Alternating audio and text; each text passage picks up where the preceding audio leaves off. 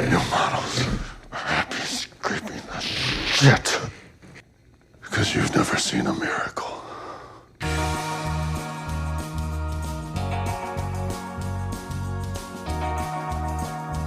Hey everyone out there, welcome back to Underrated. This is a podcast where we talk about films that we think are underrated, underappreciated, or ones that have just kind of slipped on the radar and passed most people by. I am Derek McDuff, and joining me are my co-hosts, as always, Alan Torres and Ariel Ortiz. Hello. What up, y'all? We are nearing the end of our summer of sequels. For the summer, we have decided to talk about underrated sequels, and this week it is my pick. I think one of the greatest movies ever made, a sequel to one of the greatest, kind of most celebrated movies ever made, that was stuck in developmental hell for years and years, and that is, of course, Blade Runner 2049, which is directed by Denis Villeneuve, starring Ryan Gosling, Harrison Ford, Ana de Armas, Sylvia Hooks, Robin Wright, Mackenzie Davis, Dave Bautista, and Jared Leto. This is a 2017 film, sequel to the 1982 film Blade Runner. Much like Blade Runner, the first Blade Runner did pretty badly at the box office, but was very well regarded by critics, and over time kind of became a classic. This one also kind of universally just praised. It won Roger Deakins, the greatest cinematographer of all time, his first ever Oscar, but lost a bunch of money at the box office, just like the original. It's one of these legacy sequels. We've kind of talked about these movies, the sequels that come out, 15 years or more after the original. This one, came out quite a few decades after the original. But I wanted to get your guys' opinions on the movie before I break it down too much. Oh, for me, definitely, it's one of the best sequels. I did watch it in theaters. I had to watch the first one for the first time before I watched it in theaters. And it's just one of those like brilliantly cinematic movies.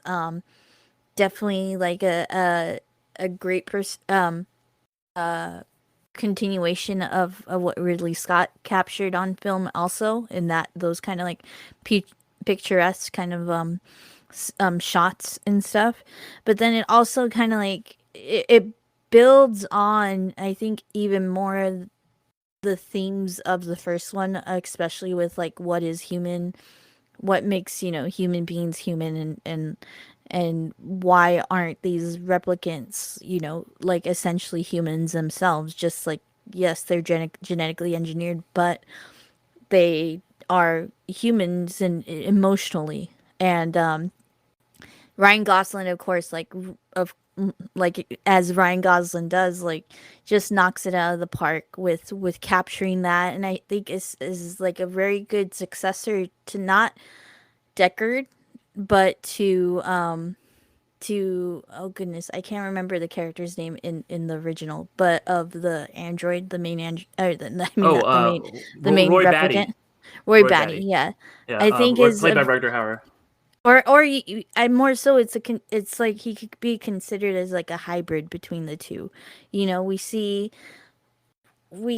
what Roy Batty showed as a villain, but we get to see it as like our hero, like essentially grasping that identity of humanity and questioning it, and I think because of that it delivers that message a lot more stronger than even the first one did.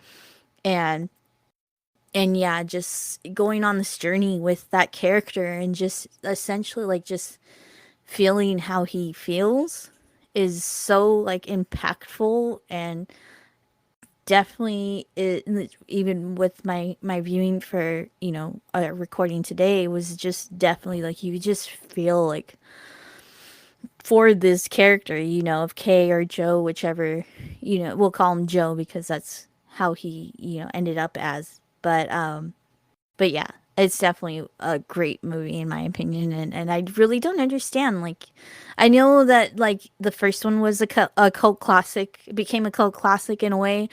So I could see why the sequel didn't get as much like hype or acknowledgement by moviegoers as it should have. I mean, I know amongst some stickler fans for originals, they didn't enjoy it either.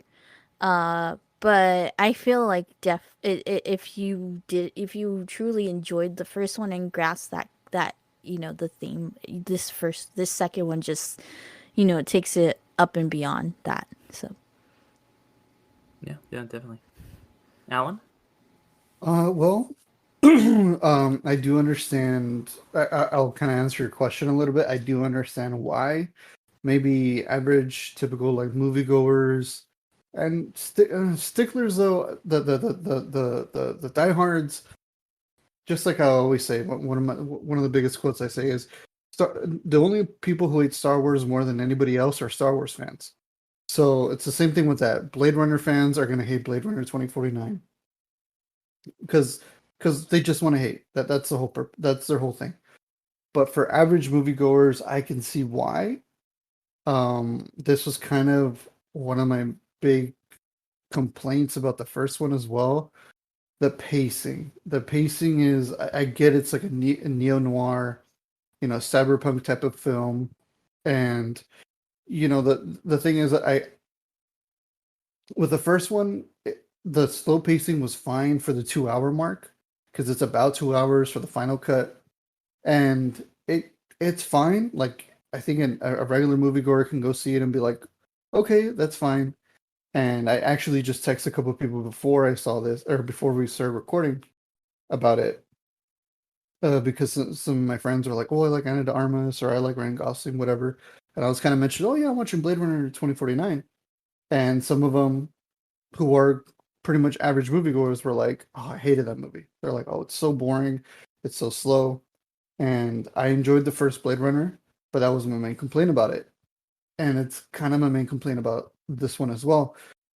It's just the pacing. There's something about the pacing that, like, I've seen other noir movies. They kind of do this kind of slow pace. Even Drive, which is another neo noir movie with Ryan Gosling, which is one of my favorite films of all time. Like that movie has kind of like a slow pacing, but it's not so slow sometimes. Like it kind of, I don't know. I think what it is that, again, another complaint I had with the first Blade Runner. It's so quiet. The music is so quiet. The dialogue is so quiet. And like the thing with Drive, what I liked is that, like, even if like the dialogue was kind of whatever and it was kind of slow paced, like there was always music going on. There was always an aesthetic going on where you're kind of like invested in and you're like, okay, yeah, I dig it. I'm still here. With this one, the cinematography is absolutely stunning. Completely deserves the Oscar. Completely. It's fucking stunning.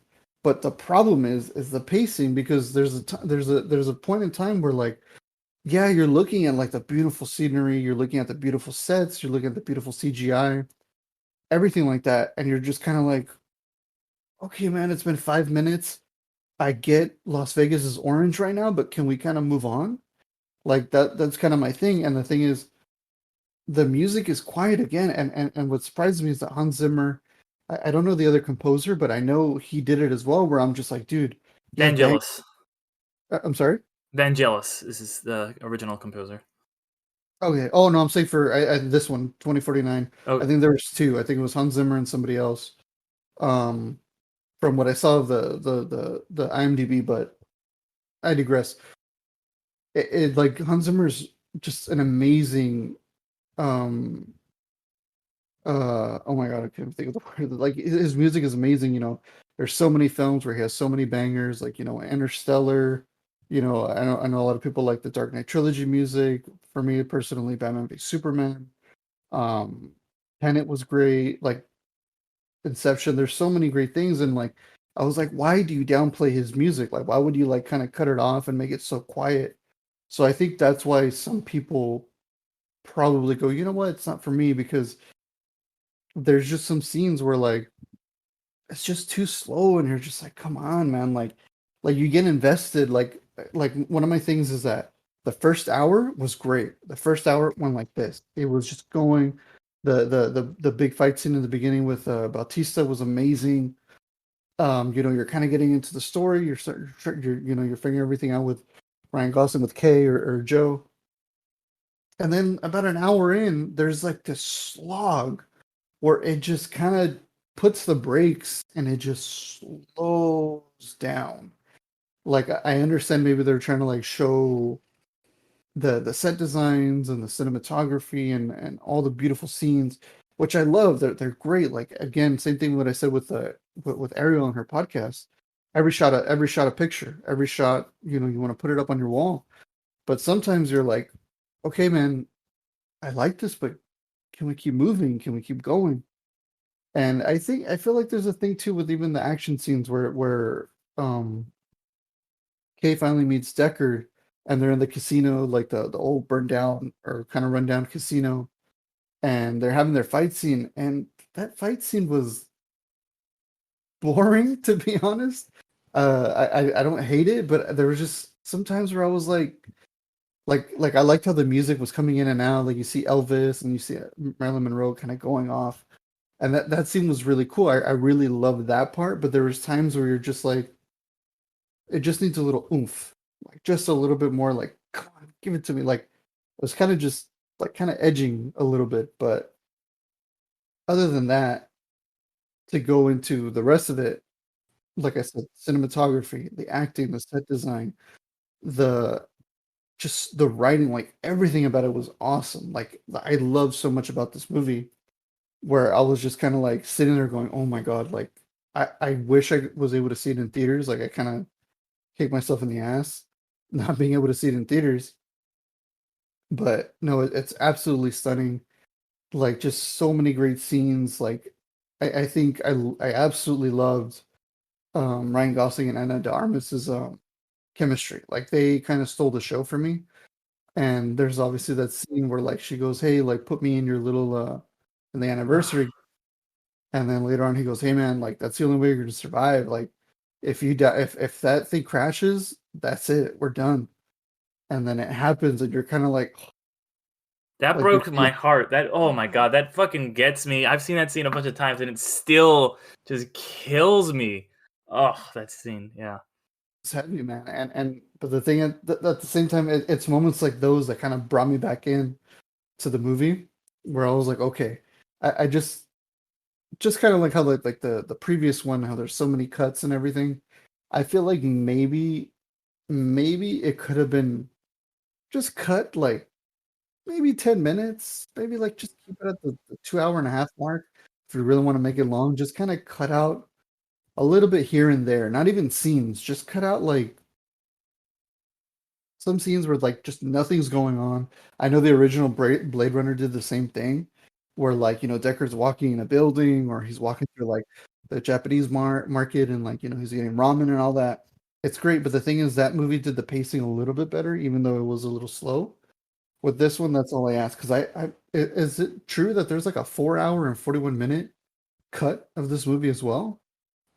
I haven't heard any. I mean, maybe. I don't know. Because when I was like looking it up, I like to do like just a little bit of research on everything I watch, and on Wikipedia or something, or I can't remember. There was a thing where it said Blade Runner 2049. Here's the Rotten Tomato score, IMDb, and then it said runtime 4 hours and 41 minutes, and I was like, what? I should have did more research and looked it up more, but I was just kind of in the middle of watching the movie too, so I was like, oh, I don't want to like not pay attention. But I was like, I'm gonna save that for this and ask, but I don't know. I mean, if anybody out there listening, let us know. Is there like a 5 hour cut? Like Tell us if exact? you've seen the Snyder cut of Yeah, the Blade Snyder Runner cut. 2049. Yeah, Yeah. No, just more, more yeah. dark side. No, but I think that Alan, like what you said, does really hit at the heart of why this movie had a hard time at the box office, and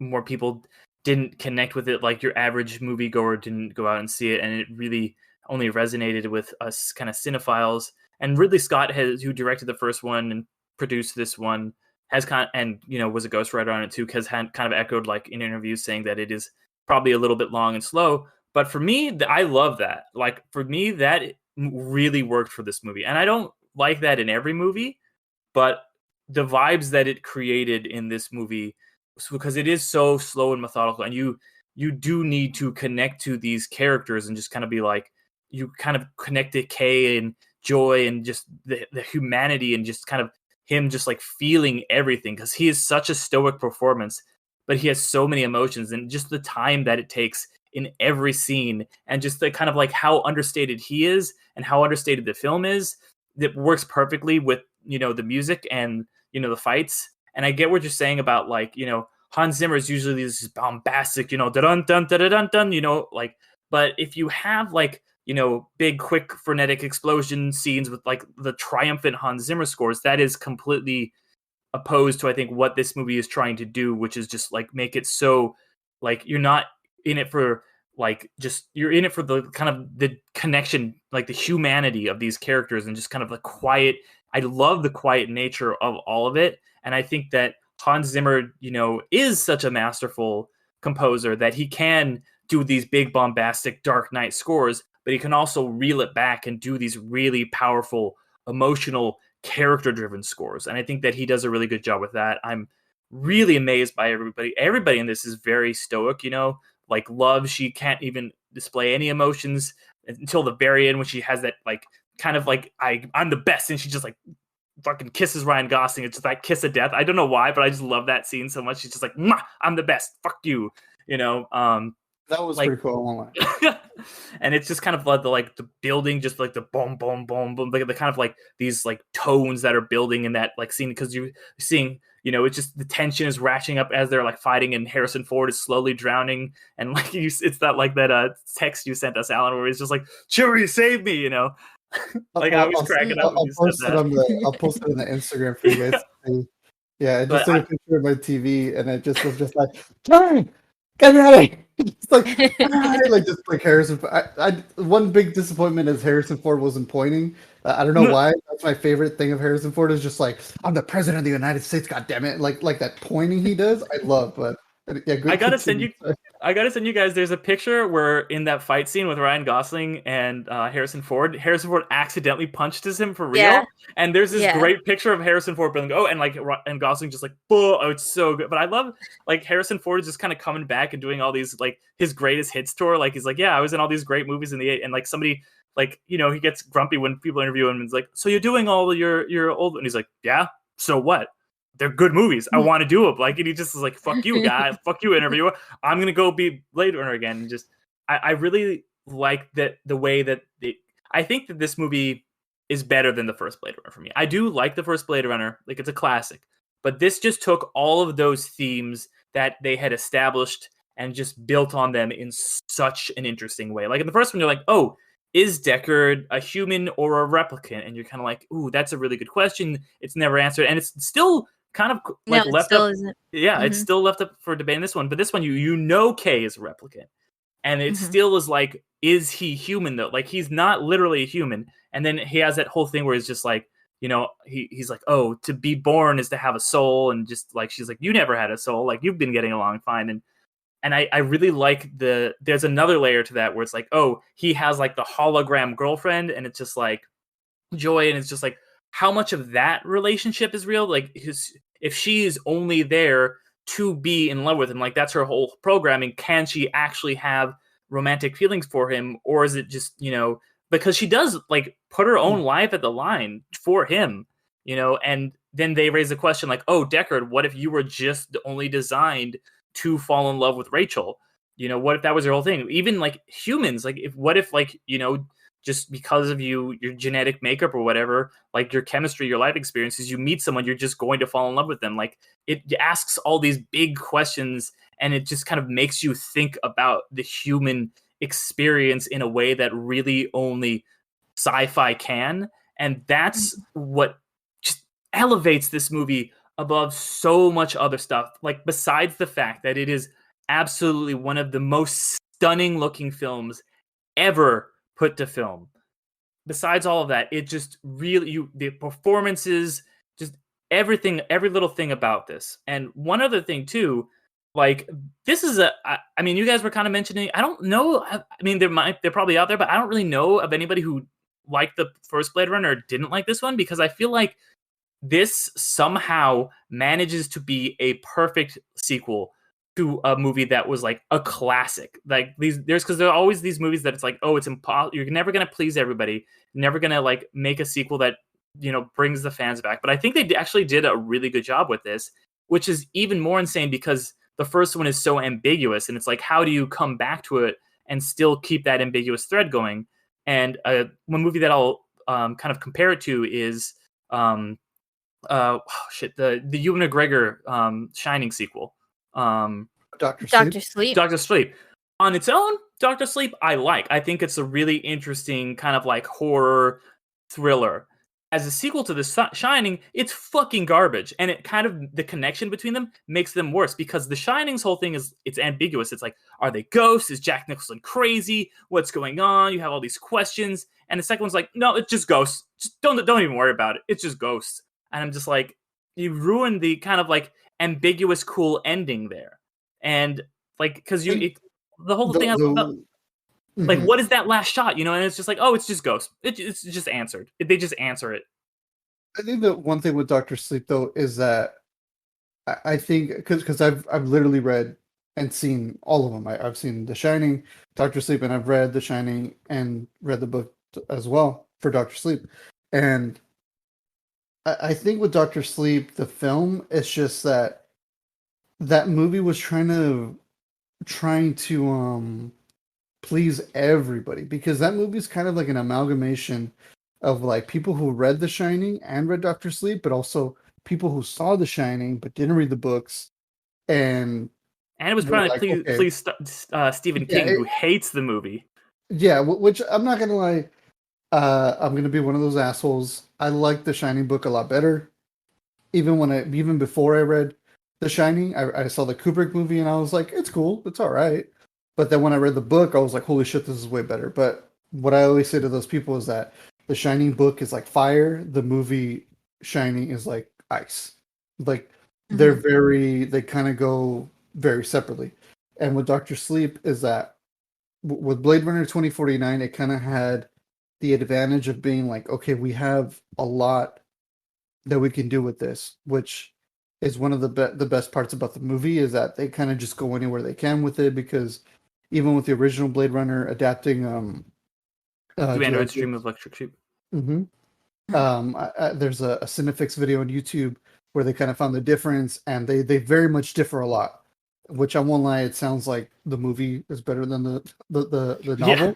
Film adaptations are always kind of a little better. Yeah, yeah. Like as Man in the High Castle kind of proves also. Or Minority Report, or Total Recall. Yeah, pretty much. There you go. And like with this one, I was like, it's super cool because they have such an advantage. But the unfortunate thing about Doctor Sleep is that I really agree with you on that, where it's like, as a movie itself, even as a book itself, it's really great. Like just solo dolo, they're fantastic. But following up The Shining, even the book itself feels more like a thriller, and the movie itself feels more like a thriller as well. Where you're kind of like, yeah, this is cool. Like when I finished Doctor Sleep, I was like, The Shining was way scarier. The both versions. But even with this one, yeah, it's more of a thriller, and I feel like it's more of a character study on Danny and all that. But kind of comparing the two with Blade Runner benefits off that there's really no source material, and sometimes I kind of love that maybe there's an original version, like a book, and then they adapt it into a movie, but there's no sequel for the book. So directors, writers, whoever go, hey, let's do a sequel. And they just have so much more they can jump on because they don't have the limitations of just trying to adapt a book. Now they're just like, we did the adaptation. Now let's venture off and do whatever we want, which I absolutely really did like about this, because they kind of did like you were saying, they kind of did like this reverse thing with Kay, where like, he's already a replicant, but then he's like, am I a replicant? Like my memories were he was just like, yeah, my memories are implanted, they're fake, who cares? But then there's a point where he's just like, wait, are my memories real? Compared to like other science fiction kind of things where they're just like, wait a minute, am I a robot? Are my memories fake? I just love that how they kind of turned that on its head. That false chosen Mhm. one I love so much. Yeah. That was Great. that That the was first one time of I my was favorite watching it, parts. the only thing I was like not into for the first three-fourths was like, oh, he's just the chosen one. And they're like, psych, just kidding. He's not like the secret replicant child. It's actually this chick over here, and you're just like, fuck, that's cool. You're still a lame robot, and I'm You're like, still a oh lame yeah. robot, yeah.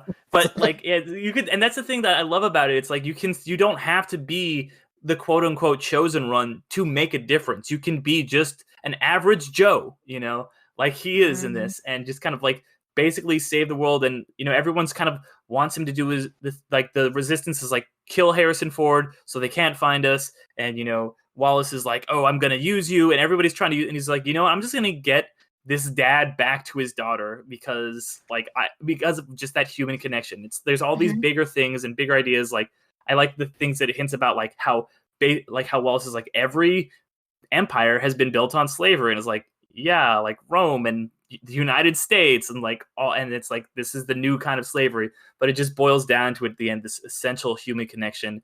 And like father and daughter, just that moment that they have at the end is just really, and he's just dying in the snow and just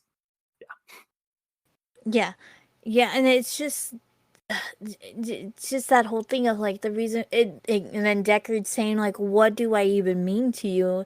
Mhm. And it's so much of like what he means to him, it's more so of what he means to her, and his that just even having a taste of that, like he felt, because he still thought that he was his son when he met him, that he felt like he got that, and he wanted that, so it's kind of more so of like he wants her to have that because he knows, and especially him having her memories of knows that that's what she wants, because they're kind of like one and the same, like, essentially like and then the brilliance of that whole thing of it, of the record showing like it could have been a boy or a girl kind of thing, is like they are parallel, like and then like those DNAs are matching kind of thing, of like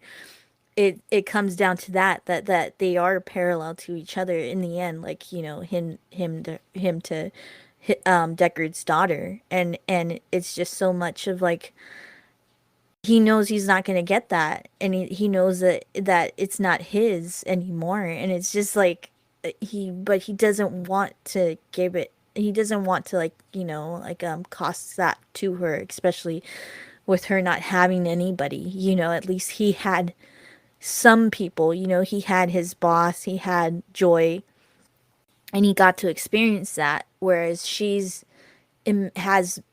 has had to imagine that, being secluded. And from a scientific background, I really did enjoy that she did have a genetic disorder because of, that kind of thing happening, with the whether Rachel was just a replicant or Deckard is a replicant or whatever.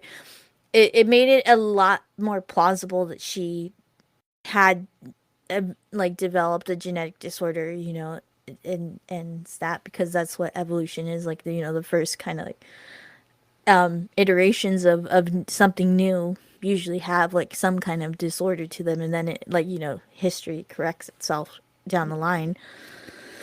But yeah, and it's just so heartbreaking, and like I was watching it with my mom, and at the end, she's like, "Okay, so is there going to be a third one?" I'm like, "No, I don't think there is. I think, but yeah, it like follows up to, like, that imagination of like of it continuing on, and how it would be like, like what would that revolution look like? How would they pull her out of the shadows? She's, I'm sure with the future that it is, they could figure out a way for like an immune compromised bubble or something like that. But yeah, it's just that definitely is one of the best final scenes of a movie. like, you know, like not really focusing on the interaction between like Deckard and his daughter, but following up and wrapping up, you know, the journey of Kay or Joe, you know, and it's definitely like Greek tragedy in that way of like, you know, a hero's journey and you know, getting to your final destination and stuff like that. So it's just, yeah, it's definitely like, I agree with Derek. Like it's definitely, I do enjoy the first Blade Runner, but I really like, especially with this last viewing, like, and I think more viewings it takes, you get more appreciation to just the story and just the characters, you know. Yeah, absolutely. I will say one thing. I really liked. Well, I wasn't like obsessed with the performance, but I thought Jared Leto did great. I liked his I kind of like appreciated him mood more and all this that. second. I appreciated him more this viewing. Yeah, but yeah, no, he definitely actually added a lot to it, and like I'm not the biggest Jared Leto fan, Yeah, but he for kind of this one, sucks. yeah, but Yeah, he sucks. as But, as yeah, an go ahead. actor, I really Yeah, like him as a musician, but yeah. Hate him as a musician. I like him better as an Honestly, actor. he was like the weak point for me. I thought everyone else's performance, and it might just be because I'm like fuck Jared Leto, but like everyone else's, like I thought like because the lady who played Love, she was such an intimidating, interesting villain, and like Robin Wright just kind of being like this power figure who is just kind of this like casual racism towards like or robotism, whatever, towards prejudice, I guess would be the right word, towards Ryan Gosling, and then just like how he's so stoic, and just Harrison Ford is just kind of like back and just like doing whatever he's doing, and just I don't know, even like some of the bit players, like when they go in the guy who's in the orphanage and he's just kind of like a scummy guy, but he can just kind of turn on the charm in a second. Just all the performances, and especially Gosling, just really, really good. And I always love seeing Robin Wright just crop up and stuff. Ever since like The Princess Bride, she's been like one of our best actresses, I think. Yeah, but I mean, I do think Leto does kind of have this. He does good in the role he's here, where he's just kind of like stoic and stuck. Where I think Love is just kind of the more interesting villain here. Also, yeah, Edward James Olmos gets a cameo. Your Yeah. boy, yeah, our boy, yeah, our Hispanic hero, which and I said he in our makes another origami. yeah, which is the whole thing. Like, listen to my just that. So Alan mentioned it a little bit earlier, but he saw Blade Runner, the first one, for the first time just recently, and we discussed it on my podcast. If you've never seen question mark exclamation mark, so if you want to hear my theory on that movie and Edward James Olmos' character, please go check that one out. But yeah, just when he's seeing Edward James Olmos come back and still adding to that being Ambiguity. ambiguous with about Deckard himself, like Mm. that this he kind of was in the last movie. But yeah, definitely all these characters and there was something that I just had popped up. Goodness me. Uh yeah, I can't remember. but yeah, oh no, I can't. I lost it. Dang it! I always lose thoughts with with these. But yeah, One other thing I just wanted to bring up was I love that the way this movie just handles memory and like how our perceptions are so subjective.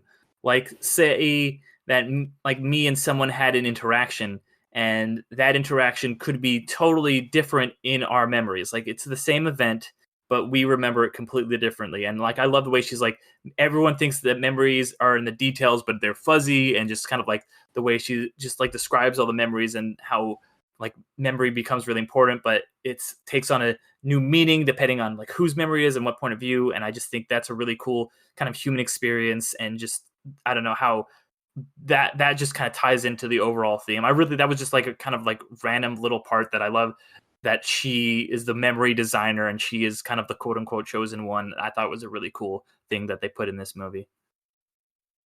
Mhm. Oh, just to finish up the the Jared Leto thing. I thought. Sorry.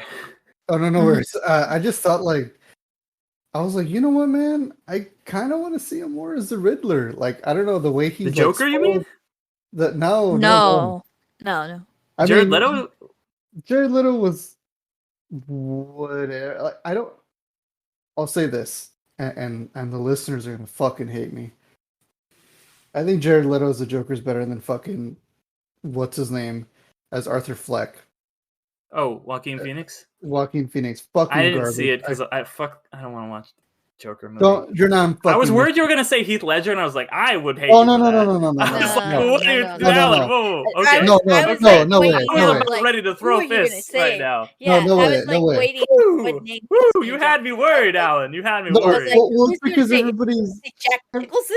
Like, Whoa, like, whoa, Mark whoa, whoa. Hamill? No, no, okay. So I can't. for me, it's Mark Hamill, Jack Nicholson, then Heath Ledger. Or actually, I put Cesar Romero a little higher up there too. But no, I was like, you know what, man? Like the way he was speaking and like his like prose and like the way he was acting, I was like, dude, I kind of think he would have been a better Riddler. Like I like the way he was speaking and like it kind of reminded me of John Glover from he was on Smallville. I think he was Lex's He dad. was, Mhm. Lex, And he Lionel was Luthor. yeah, there you go. And he's Very my underrated favorite actor, by the Riddler. way. He's been in a lot of Very comic book underrated. shit. Oh yeah, he was the creator of Bane and Batman and Robin, and he's my favorite Riddler of all time in the Batman the Animated Series. Like he was very much like doing John Glover's like kind of voice style as the Riddler from Batman the Animated Series and this, and I was like, dude, you should just be the Riddler. I think like if you want to give it another go for a Batman movie, do the Riddler, man. I think you would fit better with that kind of type of performance. But but yeah, no, like other than that, like I really dug his performance in this movie as well. Because like again, like now he's kind of becoming this like it's Jared Leto, and like he's kind of like up his own ass every now and again. Didn't Most of know the there time. was COVID for 3 months. Get the fuck out! Really? Did he say Yeah. that? Oh my No, he was like on a retreat for 3 months, and then he didn't know with his COVID cult. happened. I don't know, I but hear yeah. he's like I feel like he has like a cult like Klaus from like Umbrella Academy, but like I he fucking wouldn't be completely surprised. delves into it. Yeah. No, I was reading about it and he just straight up like grew out his hair out like Klaus and everything. He might as well put hello and goodbye on his hand. Everything like he was just like I am 30 seconds to Mars and all To that Mars. shit, which I'm like, oh, what is it, 30 seconds from 30 Mars? seconds to Mars. No, 30 30 seconds to Mars. seconds to Mars. Yeah. To Mars, okay. That's halfway to Mars. Oh my god, I fucking hate that band. I'm gonna be real. I think the music sucks. I think the music really sucks ass. I like his acting a lot better. Like what I always tell people is like, if you like him, if you like his performances, his best performances is in Fight Club and American Psycho because he gets killed and he gets beat the shit out of him. Yes, exactly. Yes. And I'm on like, I know people hate it, but I love his stupid like like the laugh is so bad, but I'm like, I'll take that over Joaquin Phoenix because I fucking hate Joaquin Phoenix's Joker. I don't even call him Joker. It's fucking. But You anyway. had to like you were like pushing the envelope too on that too, like of like you said I hate Joaquin Phoenix, and I'm like, okay, wait, well, that's going too far. But then you added Joker, and I'm like, The okay, Joker. No, Joaquin Yeah. Phoenix is great in a lot of stuff. Like he's been a great actor in a lot of things. I don't hate him. I just hate that performance. yeah. And I'm still upset that like he got like an Oscar for it and all that shit. Where I'm just like, really, dude? Like, really? Just, Uh, I'm sure if they didn't name it Joker, you would have, or if it wasn't Joker, I still you feel would like probably be okay. they could have called it Clown, or they could have called it like the King of Comedy or Taxi Driver. They already It would've made that King of Comedy. You Oh my literally bad. Oh named my bad. I'm two. sorry. Yeah. You named two Robert De Niro movies. Those are Oh, just the movies that movie ripped off of is what Exactly. it Yeah, was. Yeah, exactly. exactly. Oh, that's your joke. That was- Okay. Whatever you fucking laugh. I hate that fucking laugh. But anyways, Yeah. yeah, but yeah, Barry Leto was okay. He was great. But oh my gosh, man. Yeah, I mean, I definitely like. I think, Alan. I think more, I know it's probably going to be a while till you gave it a rewatch, but I'm hoping that the more rewatches you have, you'll get to like like it a bit more because I feel I kind of like get what you're saying with it being pacing and stuff like that. And I think like the first time I watched it, it was kind of like getting to me towards the end too. And this one, like, I didn't really mind too much. Yeah, this time around. So I'm Yeah, I do hoping that. think it's a movie that definitely. I think both this one and the first one improve with Hmm. rewatches. Yeah, yeah, Especially since you're like, I agree oh, with that. that's what this was. Okay, so Mackenzie Davis was here doing this, and just. By the way, that like scene with like that, it was like kind of like a weird three-way whatever. Like that, I felt like was like one of the like most interestingly shot, like deep and emotional like sex scenes I've ever seen in a movie. Like I just thought it was so bizarre and fucking weird and just like I don't know, they tried to do a similar thing in Her and it didn't really work as well. But I just I Es- don't know. It's so weird. Especially with both being Scarlett Johansson. It was kind of weird. You know what's so funny? I was actually kind of shocked by that because I always kind of thought about like future sex products. I was like, how is it going to be in the future? Because like there's like sex dolls and there's like the little pocket pussies and all that stuff. And I was kind of like, I guarantee you, when we can do like holograms really well, there's gonna be like a market for that with like holograms. And like in this movie, when Joy was just like the girlfriend, and I was like, okay, that's cool. And then when they started going like, I'm gonna like sleep with you, like I want to sleep with you as like a hologram kind of thing, and I was like, oh man, why did I? I feel like I had thought about this a long time ago, where I was like, oh shit, and then they kind of like went above and beyond where they put, Anna de Armas on top of um uh what's her Mackenzie Davis. Mackenzie Davis. I just saw her from Catching Alt Fire, and like just I was like, oh my god, you guys kind of like I wish I was there to give the idea because I just feel like they were like, hey man, we like your idea, we're gonna take it even further, and I was like, holy shit. I didn't think it was gonna be like that because I was always like, I think I got it from like Demolition Man or something, where there was something like that with like a hologram and like you don't necessarily sleep with the hologram, but it's something like that. And I was just like, oh wow. And then when it happened in this movie, I was like, wow, I call me Nostradamus because I predicted it. I knew this was gonna happen, and then they just took it further. So that kind of made me laugh. Where I was just like, well, you know what?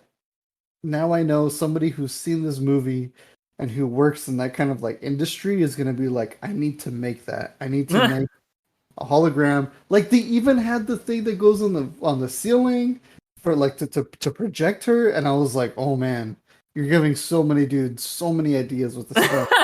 So I was like, this movie's really ahead of its time. It's ahead of its time Yeah. by like But I 18 don't years. think that many human women will even sex workers would be okay. I was even surprised with how like okay she was. Like I guess well, because she's a replicant, well, she's like she was a. trying to infiltrate. Yeah, That's I, true too.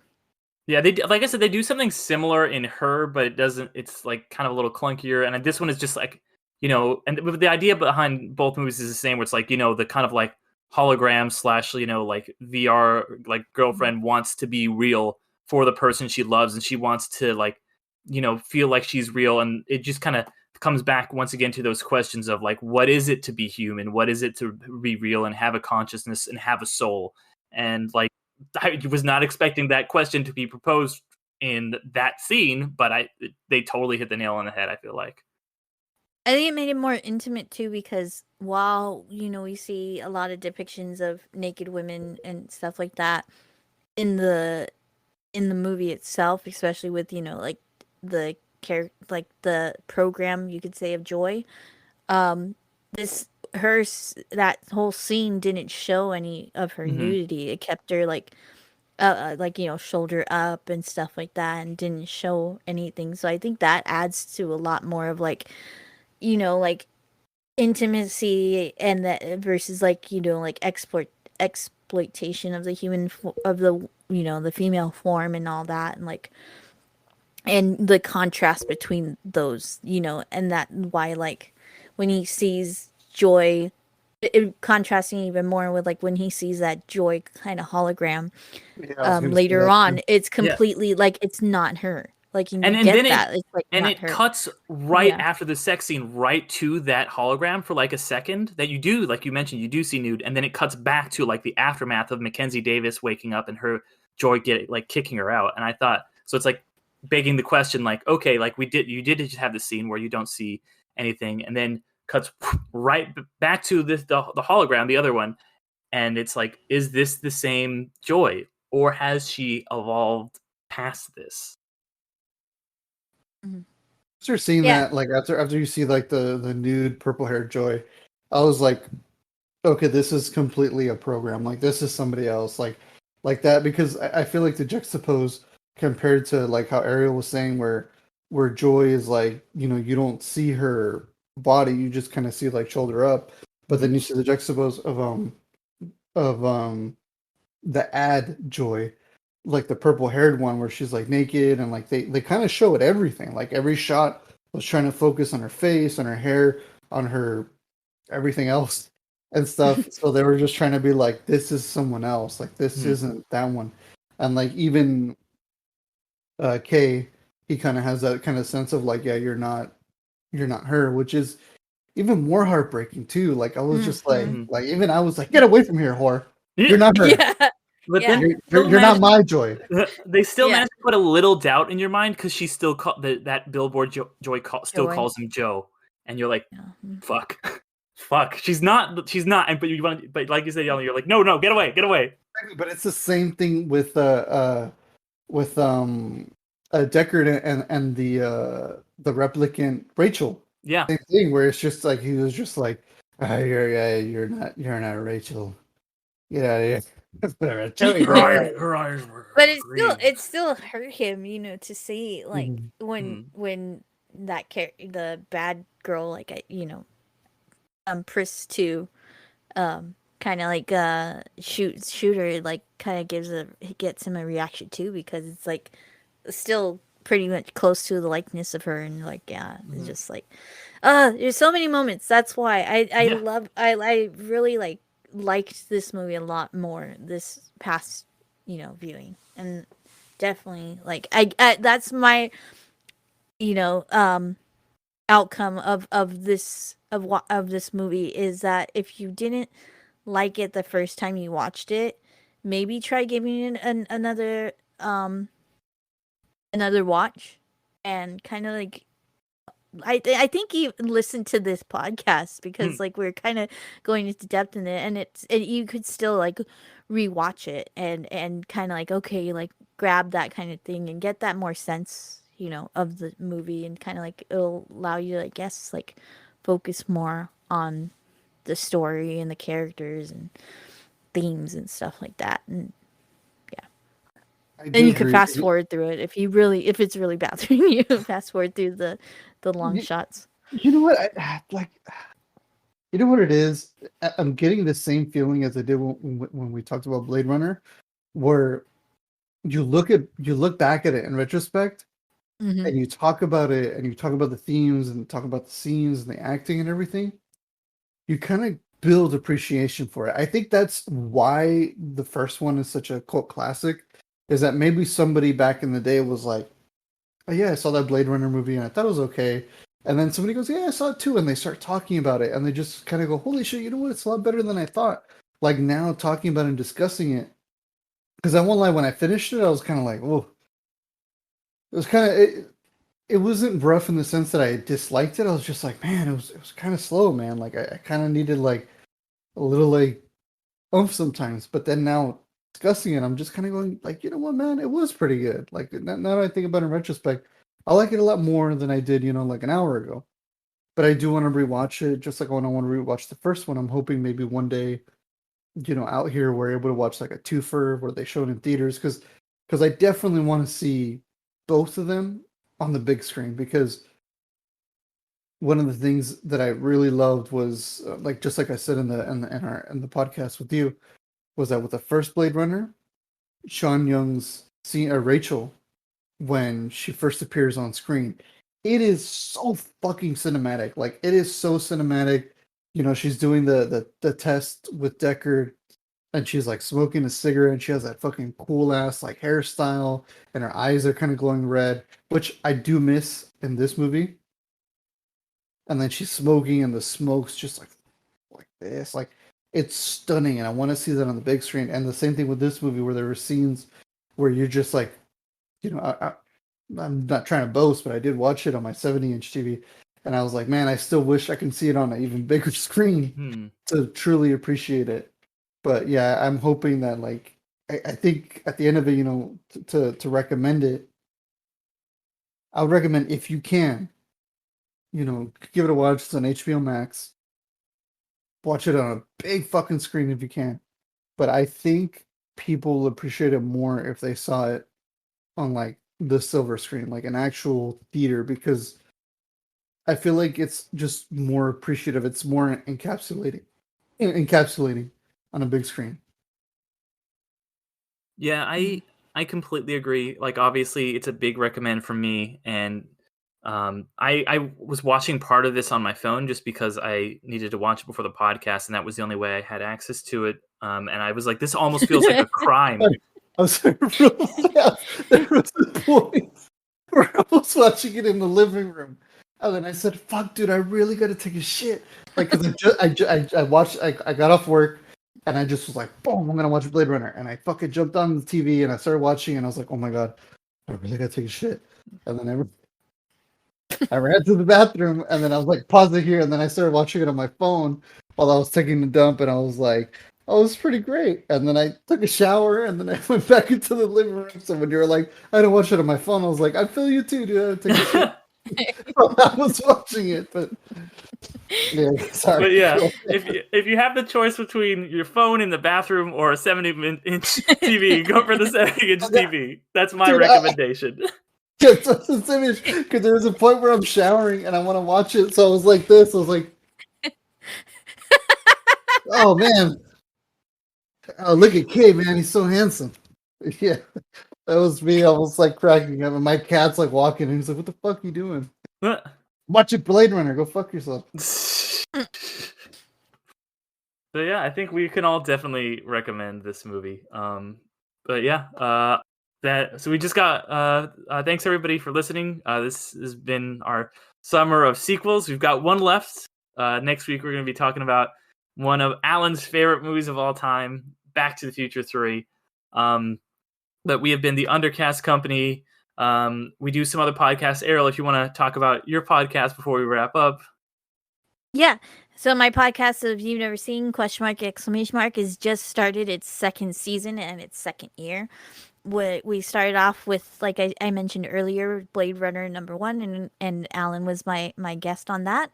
So yeah, we talk about movies that are considered a part of pop culture and cinematic history, but either myself or my guest has never seen it, so we get each other's opinions on its first viewing, and then